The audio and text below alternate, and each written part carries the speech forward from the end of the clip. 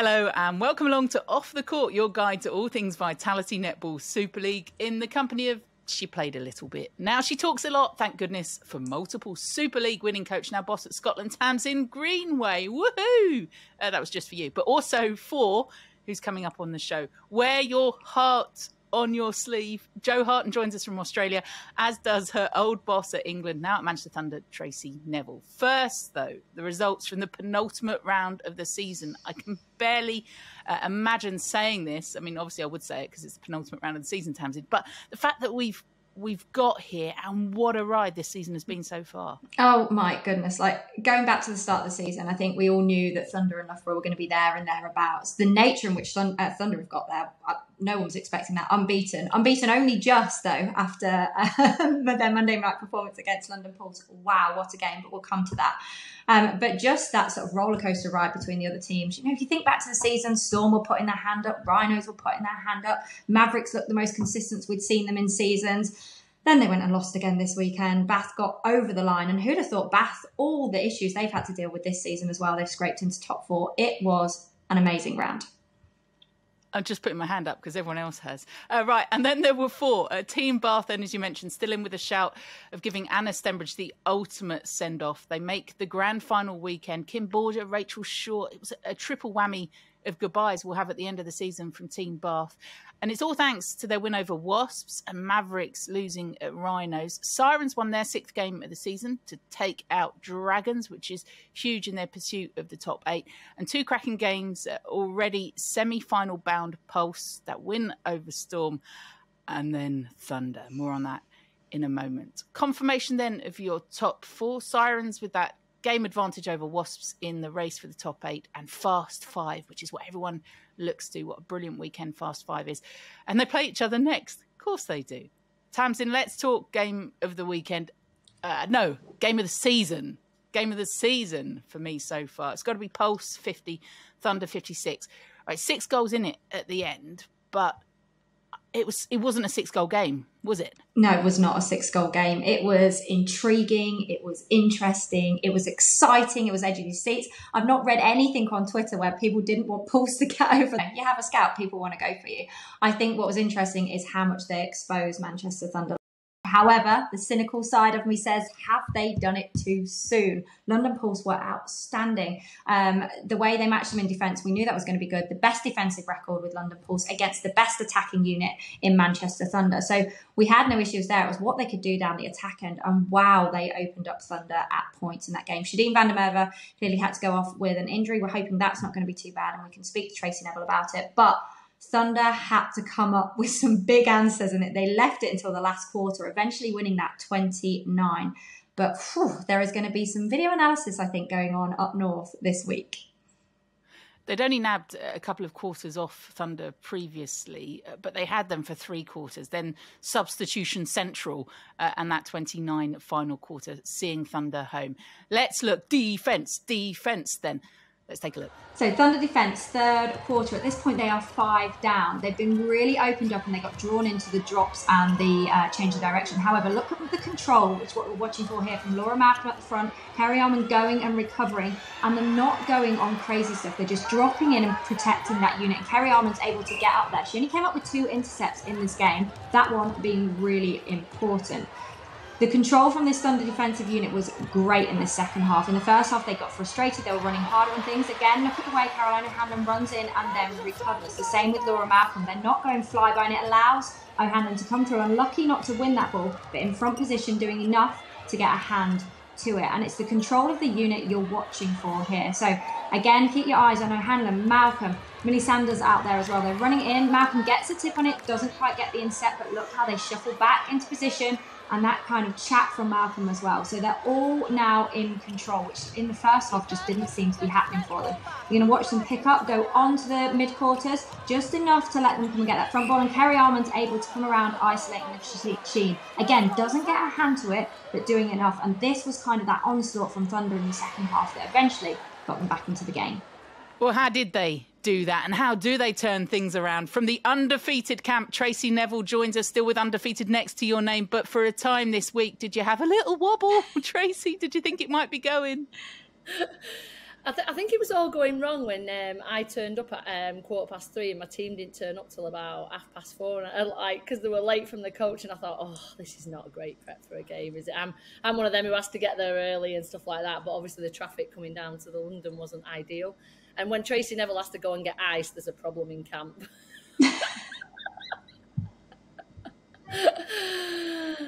Was the ice just for your forehead? Was it just to cool you down? The ice was to cool me down because they were late. You know what I'm like.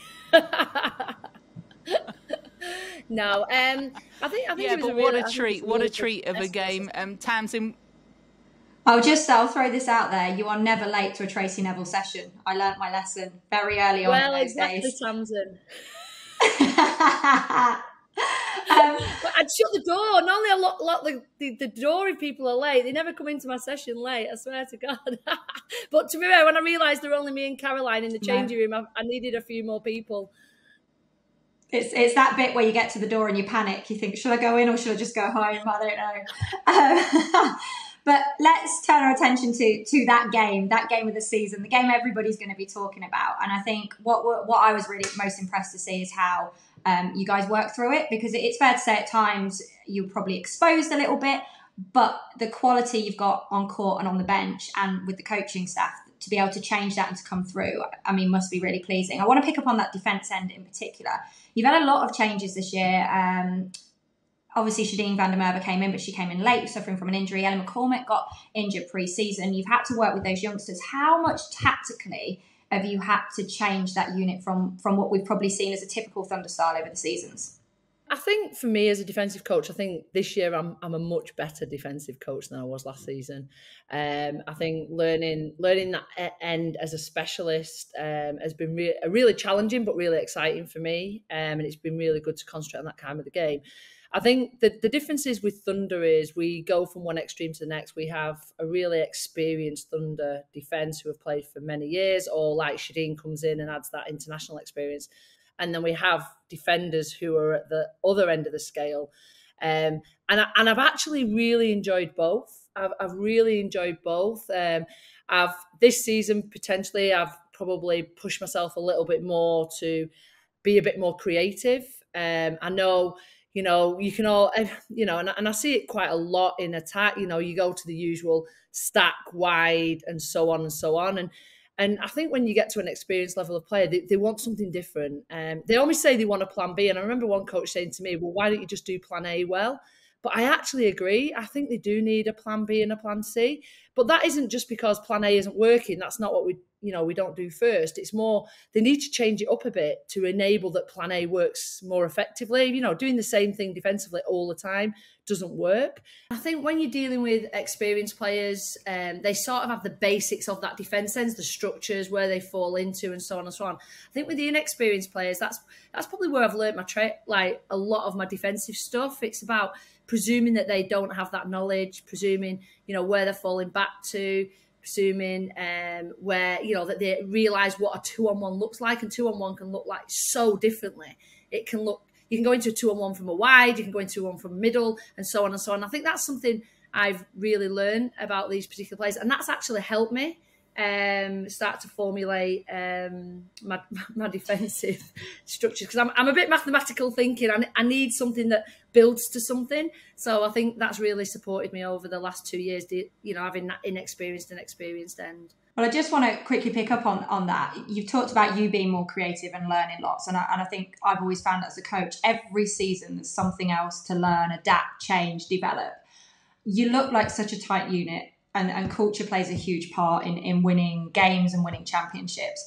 How much of those experienced players, having the likes of Kerry in there, having Laura Mauks, who we saw do a cameo at Goal Defence, how much are they helping dictate this defensive unit with you? I think they have such high expectations. I have to say, Kerry Almond is just one of the biggest supportive players in that defensive unit anyway.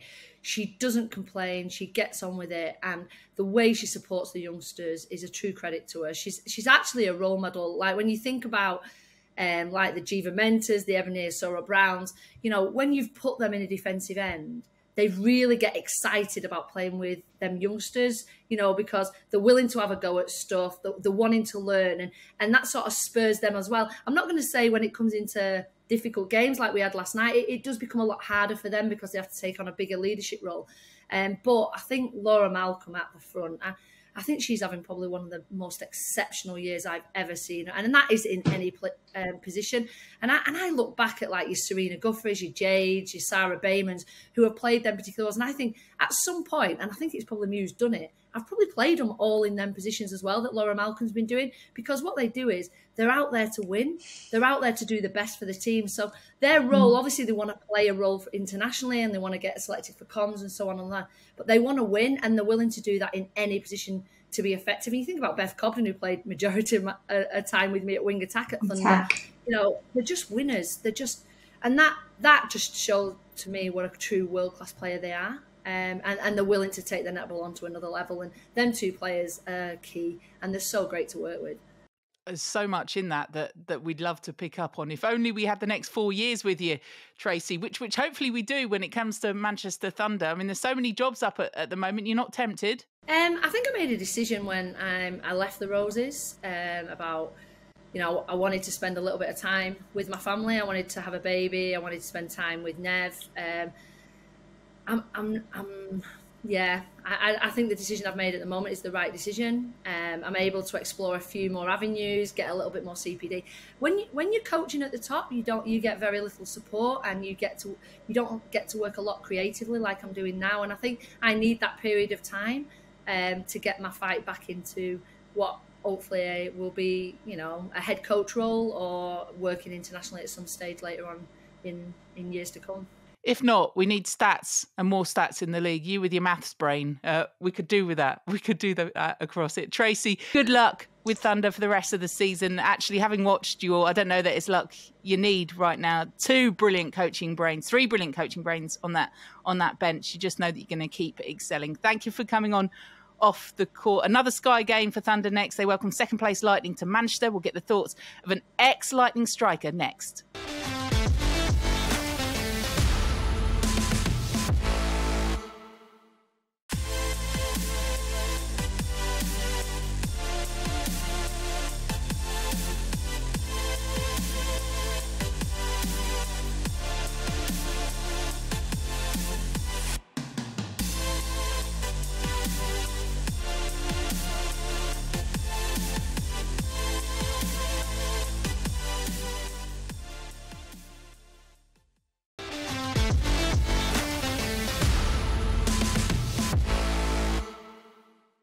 You're watching Off the Court. That was me, All Essex. With me, Caroline Barker, and her, Tamsin Greenway. And there's nothing wrong with being the Essex girl, supporting as I am, repping my nearest team, which is London Pulse, unless when Mavericks come out to Essex University, in which case it's them. But Pulse. I love Thunder. I love Pulse. And whoever gets to that final, whether Lightning are there or Team Bath there, it's going to be epic. You can still get tickets. Head to the Vitality Netball Super League website to be there with us on lovely Jubilee weekend. Coming up, we are going to hear from a right old England superstar, very much an ever present. But Tamsin, you want to talk about the future of England's shooting circle.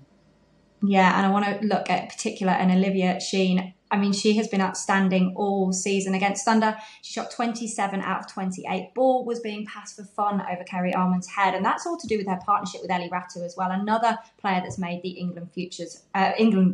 full-time programme. Like, how good to see all this exciting talent in and to see it coming to play on the netball court at the moment. Liv is a mature player beyond her years at the moment. The fact that she's able to take ball so comfortably, she's able to offload it, and she's able to make things happen in that unit is incredible. And I think the growth that we've seen across this season has been huge.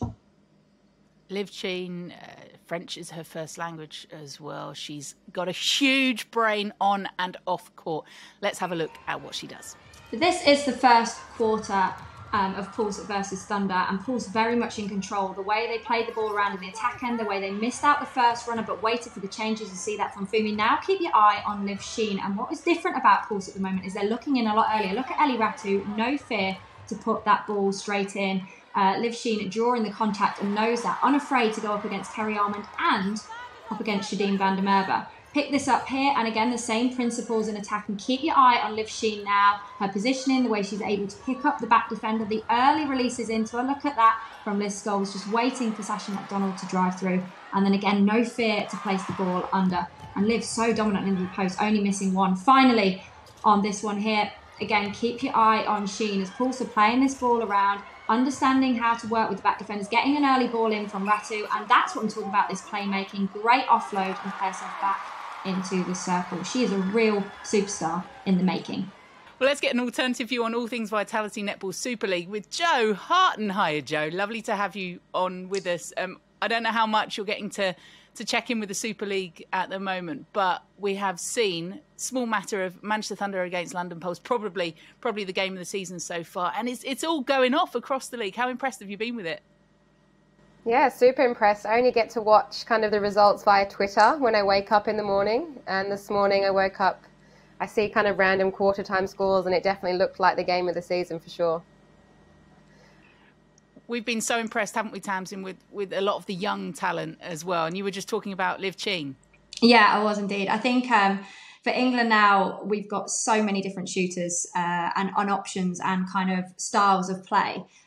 Jo, I want to touch first on the group that we've got, your Helens, you, Ellie Cardwell. Like, how strong is that group and how much have you seen it develop over the years? Because when we were playing together a very, very long time ago, probably the shooting end was something that needed to adjust and develop. And have you seen that? Yeah, I mean, it's so good that we've got like 6, 7, 8 viable options in the shooting end for England at the moment. And I guess, yeah, like when we were playing back together, there was probably only like 3 or 4 like shooters that were really standing up and putting their hand up for the English Roses squad. And yeah, it's just so good that it's, you know, there's still old ones like me kicking around. You've got Helen, who's kind of in the middle there, but got so much experience. And then you've got the young ones coming up as well. And also, you know, like George Fisher hasn't played an awful lot for England, but she's just got bags of talent. And yeah, it's a super exciting time. Looking ahead to the Commonwealth Games, because we are just around the corner, we were all gutted as English fans not to see you come over for the Quad Series, and you were truly missed. How does it feel out there when you're in this Aussie environment, and it's still strongly Aussie, even though you have a lot of imports out there, preparing for the Games? Is there sort of chat at training? Does that kind of get left at the door? Are you guys feeling like looking around the league this season that England have got that slight advantage? I think it's definitely not left at the door. Like, I'm always chatting about the Com Games, just having a little joke with my teammates at the Giants. But, you know, like, I want all of my Giants girls in the Diamonds to make it to the Com Games. So I guess part of me is like, you know, playing as good as I can to help them on their journey. But I don't know, I thought there was a bit of a conspiracy theory against the imports at the start of the SSN. There wasn't much hype around the imports, and obviously you've got the likes of all the English Roses, you know, your Jamaican superstars out here as well. And yeah, I just thought they were being a bit quiet about the talent on show. And I guess maybe in a Commonwealth Games year, you don't want to hype up the opposition too much. You know what? I just want to pick up quickly on that, because we've gone for years about how much the SSN has helped develop our English Rose players.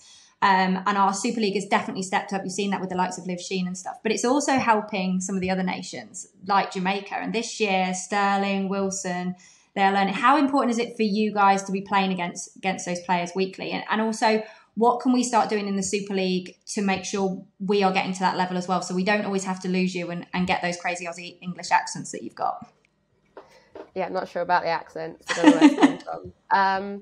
But yeah, like, it's super important for me to play against, you know, anyone that I'm going to match up on internationally. And that used to be a heavy South African presence with Carla Pretorius, Phumzile Mweene. And now, you know, like the likes of Sterling and Wilson, like playing together as a combination is really handy to see. You know, just their reach and their range in the circle is really good for me to lock that in case I do come up against them later in the year. But I think in terms of the Super League, it's tracking in the right direction. You know, there's a buzz about it. And, you know, like I said, I watch the scores on Twitter, but it's because there's a genuine buzz around it and there's some super exciting talent coming through. And I think it's just about, you know, having different flavours. And I think in the Super League this year, you've obviously got, you know, Lisa coaching down at London Pulse, which has brought a little bit of a different, you know, flavour to that team. They've made finals for the first time. So I think little, you know, pieces of the puzzle like that coming together is going to really help push the Super League forwards in the years to come. So my final question before I hand you back to Barker, Super Shot. Is that the little spark that Super League could have? Bearing in mind you have nailed the Super Shot for the last 2 weeks. I've been watching. I mean, I didn't like the Super Shot. I don't actually like having to rely on the Super Shot. It's not a nice way to live. But what I do like is that some of the girls taking the Super Shot out here, i.e. me and Housby, you know, we're not scared. And I've never been scared to take a shot in the circle. That's our job. I'm not sure if introducing that into the Super League is the right way forwards, but encouraging, you know, the young and up and coming shooters to just turn and hit the post. Like, don't be scared, not always waiting for that short, you know, 0.5 meter shot is actually doing your job from wherever you are in the circle. You had to get one in, didn't you?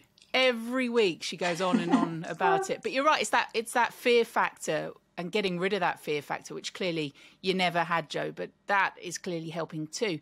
For you now, when you look ahead to Birmingham and then on to South Africa, fingers crossed, fitness-wise, and everyone's staying fit, do you look at this squad and think it'd be good to have some of that fresh blood in, or is it best to go in, and I know you're not Jess Selby, but is it best, do you think, to go into these big tournaments, and I'll ask you, Tamsin, after as well, with consistency, you know, with those tried and tested players? I think for me, like, it's the first time England have gone into a major tournament not wondering how to win a gold medal. Like, the last time we went into the Com Games, we won it. So I guess there is a little bit of a recipe for success already laid out in terms of the English Roses. But for me, it's such a good opportunity to test out some of the young kids like Fumi. Like, can she play 7 games back-to-back and win 7 intercepts every day? She probably can. And you know, what better stage to just kind of explode onto the international, you know, arena at Com Games at home. So I think, you know, players like that, too exciting for me to not witness them at a major tournament. And they haven't been exposed, Tamsin. That's the argument, isn't it? You know, no one's really surprised. Yeah, of course. And I think we are in a different place, what Jo spoke about there, and across her career. You know, we used to go into competitions where you just had to take tried and experienced players. And even then, we probably weren't quite where we need to be. You've got the likes of Jo and Helen and Jeeves and Nat now that have all had so much exposure and are world-class players, that putting in a couple of young, exciting players now, they're not lost. It's not all on their shoulders. You know, 7 back-to-back games for Fumi might be too much, but I tell you what, 15 minutes against Australia when you're going goal for goal and you need to win some ball, I'd whack her out there anytime.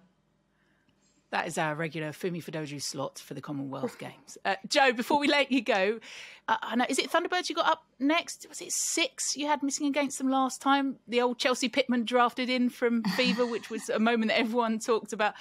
How do you assess this season? And that must have given you so much grit and drive as a team into the run-in. Yeah, like with Thunderbirds coming up this weekend, we kind of need to really put out a good performance against them. They're on the up. You know, we've plateaued a little bit against, you know, some of the run of getting back from COVID, and, you know, it's been such a weird season. You know, you look at the team list every Saturday morning and someone else is out with COVID over here, and you just got to take your opportunities, whoever you come up against on the day. But I think for us this weekend, we really want to put a good performance out against probably one of the best defensive sides in the league. So that, I guess, falls on partly my shoulders, but I think we need a good team performance this weekend. If anyone can handle that, is you, Jo. Thank you so much for coming on Off the Court. We'll let you focus on all things Thunderbirds whilst we get back to what's coming up in the Super League. Quick check then on the fixtures for round 20, the final round of the regular season. Sirens Wasps, great to have the last 8 down to the wire, but they've got that couple of games to come. Sirens, Pulse Rhinos, Mavericks, with that pride at stake against Team Bath, Storm, Dragons, Stars, Sirens, that Sirens back up on the weekend, and then Thunder, Lightning. Woohoo! I think that's my second woohoo of the week, but that deserves it, right? Well, how do they approach that? How do they approach that? Tracy Neville was just telling us what their approach will be, but interesting to see whether Victoria Burgess, what happens with Lightning and whether that's a similar approach from them. Right, that's it from us. We'll leave you with some social from Manchester Thunder's day at Blackpool Pleasure Beach. How are we to know that their faces would in fact be all of us watching that Pulse Thunder game? The Vitality Netball Super League. Vitality's right. It's got us all pumping. Bye-bye.